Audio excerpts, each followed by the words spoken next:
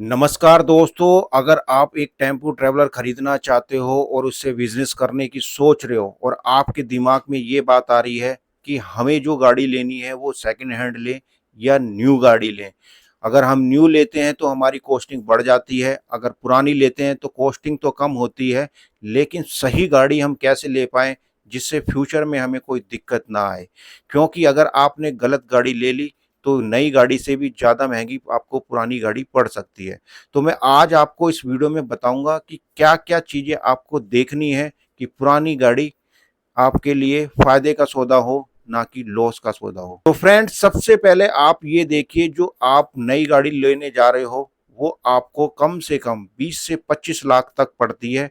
और वहीं अगर आप वो सेकंड हैंड गाड़ी लेते हो टेम्पो ट्रैवलर को, तो वही आपको गाड़ी 7 लाख, 8 लाख, 10 लाख, यहाँ हद मार के जो टॉप है वो आपको 12 से 15 लाख में पड़ जाता है।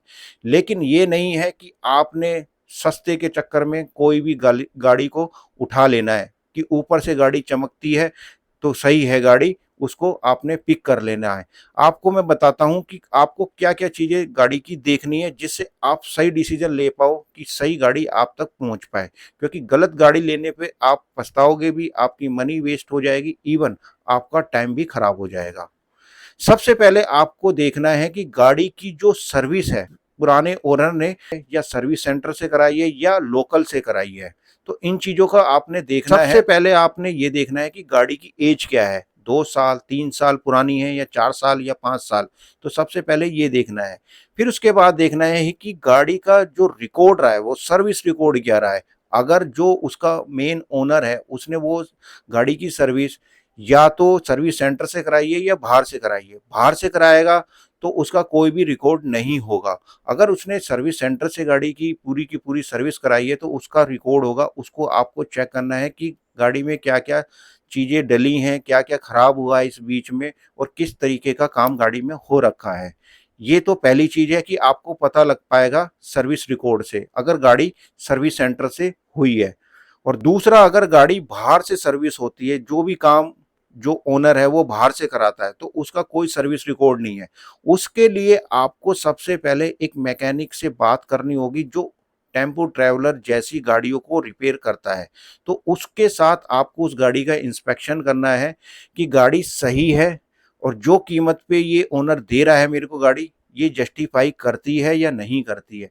तो आपको इसमें डिसीजन लेने में बहुत आसानी होगी कि आप गलत गाड़ी लेने से बच जाओगे, क्योंकि मैकेनिक को सारे इंजन की नॉलेज होती है, गाड़ी के अलाइनमेंट की नॉलेज होती है, तो वो आपको सही गाइड कर पाएगा कि गाड़ी में के इंजन में कितना काम है, गाड़ी के अंदर कितना काम है, क्या ये आपको प्रॉफिटेबल होगी या नहीं होगी। फिर इसके बाद आपको ये देखना है कि गाड़ी के जो डॉक्यूमेंट्स हैं वो पूरे के पूरे हैं, उसका वैलिड परमिट है, वैलिड फिटनेस है, इंश्योरेंस है, पॉल्यूशन है।